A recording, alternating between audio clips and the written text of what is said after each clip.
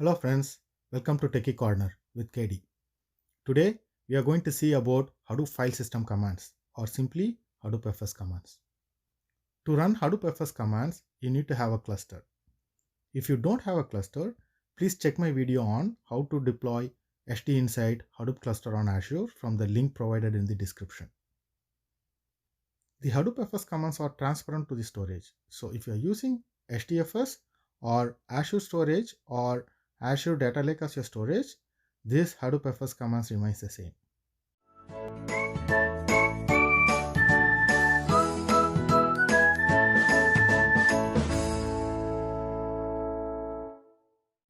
Let's get into the video. Wait, let me call it a demo. Let's get into the demo. I'm running my HDInsight Hadoop cluster on Azure. To log in Hadoop cluster, we need to first SSH to the cluster from the terminal. If you're using Windows, you can use PuTTY to log in the cluster. We use Edge node for HDFS and Head node for Azure to log in the cluster. For consistency, I'm gonna refer it as local node and local file system. Also, I'm gonna refer the cluster storage as distributed file system or remote file system. I have created commands.sh file on my local file system with all the Hadoop FS commands we are going to see in this demo. In this script, I first echo the command and wait to hit the enter before executing the actual command itself.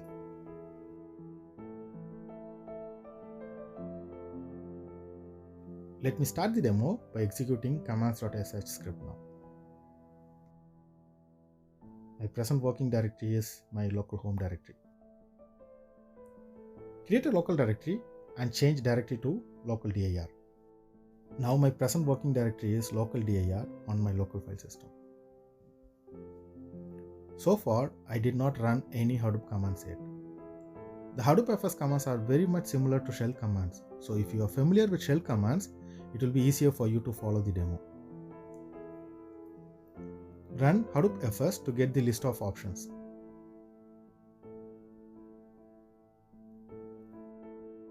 Next, let me list the directories and files under root. Use -ls to list the directories and files in the distributed file system. You can also run the same command with hdfs:"name node for Hadoop distributed file system and WASB for Azure storage. WASB stands for Windows Azure Storage Blob. I'm gonna run this demo under my user directory KD. /user/KD is an empty directory on the remote file system. Let me create a directory under my home directory. Use -mkdir to create a directory on the remote file system. To list the directories recursively, you can use -ls-r. You can also use -lsr. I want to mention a few things here. Number 1, commands starting with Hadoop FS will be executed on the cluster, and commands without Hadoop FS are local commands and will be executed on the local node. Number 2, /home/kd is my local home directory on the local node, and /user/kd is my remote home directory on the distributed file system. Next, let's create a sample file on local file system using vi command. Use cat command to view the contents of the file. Next, let's see how to copy files and directories from local to remote file system. Use -copy from local to copy files and directories. The source path is the local path and the target path is the remote path. Use -cat to view the contents of the file on the remote file system. The contents will be displayed on the standard output. Use -tail to display the last kilobyte of the remote file to std out. You can use -rm to delete a file from remote file system. You can also use -put to copy files and directories from local to remote file system. The difference between copy from local and put is put can also read input from standard input. Now I'm gonna copy sample file.txt to sample file copy1.txt on the local file system. Now let's see how to move files and directories from local file system to remote file system. Use -move from local to move a file from local file system to remote file system. The source path is the local path and the target path is the remote path. You can notice here the local file sample file copy1.txt is no more available on local file system and it has been moved to remote file system. So far, we have seen how to copy files and directories from local to remote file system. Now, let's see how to copy files and directories from remote file system to local file system. Use -copy to local to copy a file from remote file system to local file system. The source path is the remote path and the target path is the local path. Let me delete the sample file copy1.txt from local file system. You can also use -get to get a file from remote file system to local file system. Use -cp to copy files from source path to target path in the remote file system. Use -mv to move files from source path to target path in remote file system.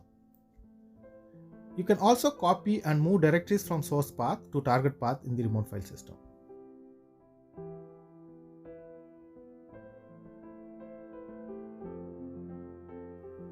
Use -test to check if a file or directory exists on the remote file system. Here 0 means the provided file or directory exists and non-zero means does not exist on the remote file system. Use option -d for directory and -f for file on the remote file system. Use -touch to create an empty file on the remote file system. Use -get fessel to display the access control list, that is ACLs of files and directories on the remote file system. Use -chmod to change the permissions of files. With -r, you can make the changes recursively through the directory on the remote file system. You must be the owner of the files and directories, or you must be a super user to run this command. Use -count to count the number of directories, files, and bytes of the given remote path. Use -du to get the disk usage, that is sizes of files and directories on the remote path. -h will display the file sizes in human readable format. You can use -s to get an aggregated summary.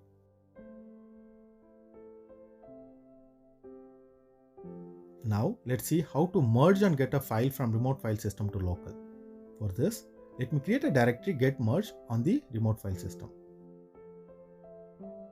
Next, I want to create 3 files on local file system, part 0, part 1 and part 2.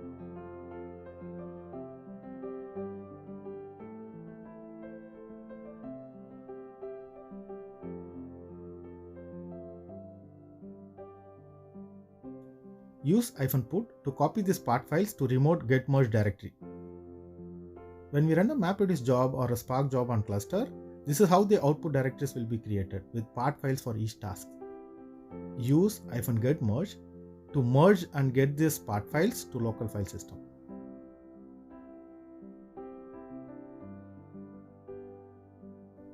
Use -stat to get the stat information on the remote path. You can use -text to view the contents of a sequence file or a compressed file in text format.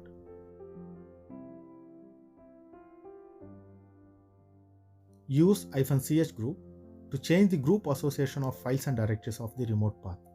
You must be the owner of the files and directories, or you must be a super user. Use -chown to change the permissions of files and directories on the remote path. You must be the owner of these files and directories, or you must be a super user.